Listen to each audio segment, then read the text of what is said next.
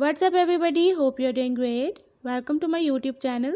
In my today's video, I'll be telling you how you can fix app not installed issue in your device Infinix Hot 20. So if your apps are not installing in your device Infinix Hot 20, you can fix this problem by following a few steps which I'll be sharing with you in my today's video. But before that, hit the red subscribe button and the bell icon to stay updated. Now watch this video and you will learn how you can fix app not installed issue in your device Infinix Hot 20.